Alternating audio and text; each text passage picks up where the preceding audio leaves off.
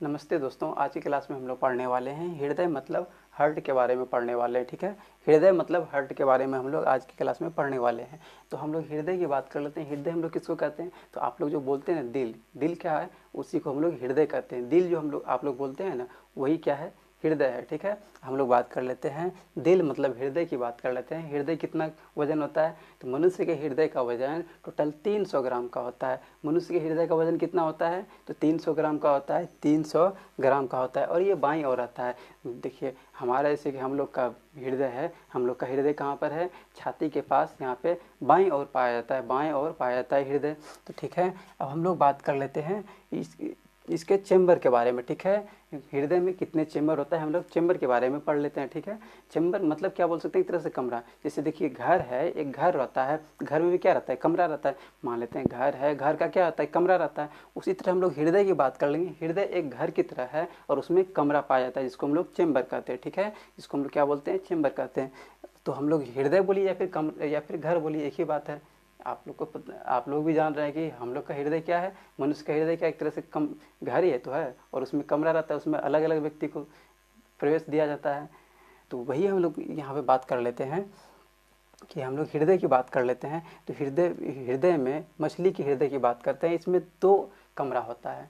2 कमरा होता है मतलब क्या बोल सकते हैं? 2 चेंबर होता है। ठीक है, हम लोग बात कर लेते हैं उभयचर या फिर सरीसृप जो होते हैं, उसके हृदय में टोटल 3 चेंबर होता है। 3 चेंबर होता है। और हम लोग बात कर लेते हैं स्तनधारी या फिर पक्षी जो होते हैं, उसके हृदय में टोटल 4 चेंबर होते हैं। टोटल कितना चेंबर होता है? 4 चेंबर होता है। ठीक है, क्लियर हो गया होगा। आप लोग बोलिएगा कि सर अब हम लोग किस में आते हैं, मनुष्य किस में आते हैं? तो आप लोग टेंशन मत लीजिए, आप लोग के हृदय में 1 2 3 ये नहीं, टोटल 4 चेंबर है। मतलब आप लोग भी अपने दिल में, अपने हृदय में टोटल 4 व्यक्ति को बसा सकते हैं। ठीक है, मजाक किए, इससे कोई बात नहीं है। ठीक है, स्तनधारी में हम लोग आते हैं। हम लोग किस में आते हैं? स्तनधारी में आते हैं। तो हम लोग के हृदय में कितना चेंबर होता है? टोटल 4 चेंबर होता है। ठीक है, 4 चेंबर होता है। अब हम लोग देख लेते हैं हृदय के बारे में, इसके बारे में हम लोग देखते हैं। तो इसके बारे में पहले देखने से पहले हम लोग यहाँ पर देख लेते हैं कि इधर वाला क्या है, ये दायां कहलाएगा, इधर वाला बायां कहलाएगा। आप लोग को ये उल्टा लग रहा होगा, लेकिन हम उल्टा नहीं लिखे हैं, हम सही लिखे हैं। ठीक है, हम सही लिखे हैं। जैसे देखिए हम यहाँ पे खड़ा हो गया। ठीक है, ये मेरा क्या हो गया? लेफ्ट हो गया। ये मेरा क्या हो गया? राइट हो गया। ठीक है, ये मेरा लेफ्ट हो गया, ये मेरा राइट हो गया, हो ही गया। और ये मेरा क्या हो गया? बायां हो गया। ये मेरा क्या हो गया? दायां हो गया। उसी तरह ये जो है, ये जो हृदय है, ये जो हार्ट है, इसका इधर का क्या हो जाएगा? ये बायां हो जाएगा, इधर का ये दायां हो जाएगा। इस तरह मान लीजिए इसका मुंह भी, जिस तरह मेरा मुंह इस तरह है, उसका भी मुंह इधर ही है। ठीक है, ये वाला क्या हो गया? बायां हो गया, और इधर ये वाला दायां हो गया। लेफ्ट हो गया और राइट हो गया। ठीक है, अब हम लोग इसमें देख लेते हैं। ठीक है, अब हम लोग चेंबर की बात कर लेते हैं। तो हम लोग के हृदय में कितना चेंबर होता है? 4 चेंबर होता है, अभी हम आपको बताए हैं। तो हम लोग अब हम लोग देख लेते हैं चेंबर के बारे में। ठीक है, चेंबर के बारे में हम लोग देख लेते हैं। तो चेंबर में देखिए अपर होता है और लोअर होता है। अपर होता है एक, तो एक क्या होता है? लोअर होता है। तो अपर की बात कर लेते हैं। अपर में अलिंद आता है। अपर वाले को क्या बोलते हैं हम लोग? अलिंद कहते हैं। इंग्लिश में क्या बोलते हैं? एट्रियम कहते हैं। अलिंद मतलब एट्रियम कहते हैं। ठीक है, और एट्रियम का काम क्या होता है? एट्रियम का काम होता है रिसीव करना, ब्लड को सिर्फ रिसीव करना, अपने के पास लेना। ठीक है, रिसीव करना। और हम लोग बात कर लेते हैं नीचे वाले लोअर जो आता है, इसमें हम लोग क्या बोलते हैं? इसको हम लोग निलय कहते हैं। ठीक है, वेंट्रिकल कहते हैं। निलय या फिर वेंट्रिकल इंग्लिश में कहते हैं। और वेंट्रिकल का क्या काम रहता है? पुश करना काम रहता है, पंप करना काम रहता है। यानी ब्लड को क्या करता है? ये पंप करता है। अब हम लोग देख लेते हैं ये आखिर ये कहाँ पे आता है। तो देखिए ये यहाँ पर आता है। यहाँ पर हम लोग देख लेते हैं। यहाँ पर ऊपर वाला क्या है? ऊपर वाला अलिंद है, अपर वाला अलिंद है, और इसका काम क्या रहता है? ब्लड को रिसीव करना। और नीचे जो है ये क्या है? निलय है। इसका काम क्या रहता है? इसका काम रहता है ब्लड को पंप करना। ठीक है, पंप करना। अब हम लोग इसके बारे में आगे देखेंगे। पहले हम लोग समझ लेते हैं चेंबर। ठीक है, चेंबर हम लोग देख रहे थे। देखिए यहाँ पे ऊपर वाला क्या है? अलिंद है, और ये दोनों अलग अलग है। तो हम लोग यहाँ से देख लेंगे, इसमें भी अलिंद होगा, इसमें भी अलिंद होगा, इसमें नीले होगा, इसमें भी नीले हो जाएगा। तो यहाँ पर हम लोग बात कर लेते हैं। यहाँ पर क्या हो जाएगा? ये हो जाएगा बायां अलिंद हो जाएगा, इधर हो जाएगा दायां अलिंद। दो ऊपर में हो गया, नीचे क्या होता है? नीले होता है। तो बायां नीले और दायां नीले, नीचे भी 2 चैम्बर हो गया, 2 चैम्बर ऊपर 2 चैम्बर नीचे, कितना हो गया टोटल 4 चैम्बर हो गया। तो हमारे शरीर में, मनुष्य के शरीर में कितना चैम्बर हो गया टोटल 4 चैम्बर हो गया। यहाँ तक क्लियर हो गया होगा आप लोग को, बिल्कुल हो गया होगा। अब हम लोग इसके बारे में देख लेते हैं, ठीक है। अब हम लोग इसके इस चित्र के बारे में हम लोग देख लेते हैं, इस चित्र की हम लोग बात कर लेते हैं। यहाँ पे ये जो इसका लेयर देख रहे हैं, ये बाहरी परत जो देख रहे हैं, इसको हम लोग क्या बोलते हैं, पेरिकार्डियम कहते हैं, ठीक है। बाहर की परत को हम लोग क्या बोलते हैं, पेरिकार्डियम कहते हैं। और यहाँ पे जो अंदर की परत है, इसको हम लोग क्या बोलते हैं, इंडोकार्डियम कहते हैं। बाहर की परत को हम लोग पेरिकार्डियम और अंदर की परत को क्या बोलते हैं, इंडोकार्डियम कहते हैं, ठीक है, इंडोकार्डियम कहते हैं। अब हम लोग यहाँ पर देख सकते हैं, हम आपको बता रहे हैं कि इसकी जो दीवारें होती है, इसकी जो मांसपेशियाँ होती है, बाएं और नीले की, इसकी दीवारें मोटी होती है, इसकी मांसपेशियाँ क्या होती है, मोटी होती है, इधर वाले की पतली होती है। अब आप लोग बोलिएगा, क्या सर इसमें कोई वीआईपी लोग आकर के बसते हैं क्या, इसमें वीआईपी का वास है क्या, और इधर नॉर्मल आदमी व्यक्ति का है क्या? तो ऐसी कोई बात नहीं है। अब हम लोग इसके बारे में आगे समझने वाले हैं कि आखिर ये जो बायां निलय है, इसकी दीवारें मोटी क्यों होती है और इसकी दीवारें पतली क्यों होती है, ठीक है, हम लोग देख लेंगे बाद में। पहले हम लोग इसके बारे में पढ़ लेते हैं, ठीक है। तो देखिए, हम लोग बात कर लेते हैं, यहाँ से शुरू करते हैं, ठीक है। ब्लड जो होता है यहाँ से प्रवेश करता है हृदय में, ठीक है, यहाँ से प्रवेश करता है और यहाँ से प्रवेश करके इसके थ्रू नीचे आता है। यहाँ पे एक वॉल्व लगा रहता है और वॉल्व जो रहता है ये नीचे की ओर खुलता है। ये वॉल्व क्या होता है, नीचे की ओर खुलता है, नीचे की ओर खुलता है। वॉल्व का मतलब क्या होता है, एक ही डायरेक्शन में ब्लड को फ्लो करवाना, ठीक है। वॉल्व का मतलब होता है एक ही डायरेक्शन में ब्लड को फ्लो करवाना। तो ये क्या है, ये नीचे की ओर खुलता है, तो मतलब नीचे ही सिर्फ ब्लड जा सकता है, ऊपर नहीं जा सकता। इसे देख लीजिए, मान लेते हैं ये क्या है, वॉल्व है मेरा, ये वॉल्व है, हाथ मेरा क्या वॉल्व है, इसको इसे छोड़ेंगे तो क्या हो गया, ये नीचे गिर गया, ऊपर गया क्या, नहीं गया। उसी तरह यहाँ पर भी क्या होता है, यहाँ पर भी क्या होता है, इस वॉल्व के थ्रू सिर्फ नीचे ही ब्लड जाता है, ऊपर नहीं जा सकता है क्योंकि ये नीचे की ओर खुलता है। उसके बाद फिर यहाँ से ये घूम करके यहाँ पर एक और वॉल्व रहता है जो कि ऊपर की ओर खुलता है और इसके दोबारा चला जाता है लंग्स में। लंग्स की बात कर लेंगे, लंग्स का मतलब क्या हो गया, फेफड़ा हो गया। फेफड़ा के पास जाता है और शुद्ध रक्त कहाँ पे चला जाता है, फेफड़ा के पास, और वहाँ पे जाकर के शुद्ध हो जाता है, ठीक है, वहाँ पे जाकर के शुद्ध हो जाता है। और फेफड़ा से होकर के जो ब्लड है वो कहाँ पे चला आता है, शुद्ध ब्लड कहाँ पे चला आता है, वो चला आता है फुसफुस शिरा के द्वारा यहाँ पे प्रवेश कर जाता है। और यहाँ पे भी एक कैप लगा हुआ है, एक वॉल्व लगा हुआ है और इस वॉल्व के थ्रू ब्लड क्या होता है, नीचे की ओर आ जाता है। ये वॉल्व की बात कर लेंगे, वॉल्व कहाँ पे खुलता है, नीचे की ओर खुलता है, मतलब इसमें आ जाता है ब्लड। उसके बाद फिर यहाँ से ये ब्लड यहाँ पे एक और वॉल्व लगा रहता है और ये ऊपर की ओर खुलता है, इसके थ्रू कहाँ चला जाता है, ये एरोटा में चला जाता है। एरोटा मतलब क्या हो गया, महाधमनी हो गया, ठीक है। और महाधमनी के थ्रू कहाँ चला जाता है, ये संपूर्ण शरीर में ब्लड को फैला देता है। तो संपूर्ण शरीर में ब्लड को फैलाने का काम कौन कर रहा है, तो महाधमनी मतलब एरोटा कर रहा है, ठीक है, एरोटा कर रहा है। अब हम लोग बात कर लेते हैं कि हम लोग यहाँ पे क्या बात कर लेते हैं, इसकी दीवारें मोटी क्यों होती है और इसकी दीवारें पतली क्यों होती है। अब यहाँ पे हम लोग समझते हैं कि आखिर इसकी दीवारें मोटी क्यों होती है और इसकी दीवारें पतली क्यों होती है।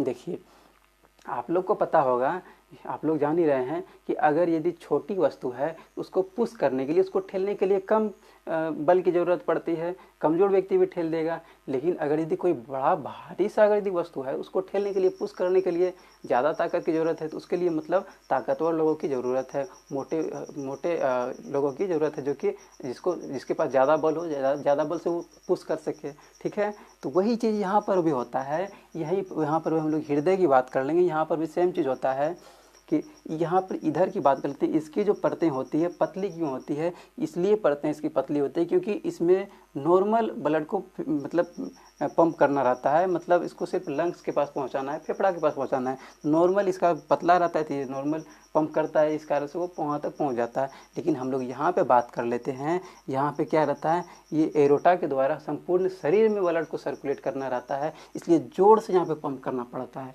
जब जोर से पंप करना पड़ता है, उस जोर से करना पड़ता है, तो इसकी दीवारें मोटी होनी चाहिए ना, तभी तो जोर से ये पंप करेगा, चाक से करेगा ऊपर, तो क्या हो जाएगा, ये इसकी दीवारें मोटी होती है, ठीक है। यहाँ तक आप लोग को क्लियर हो गया होगा।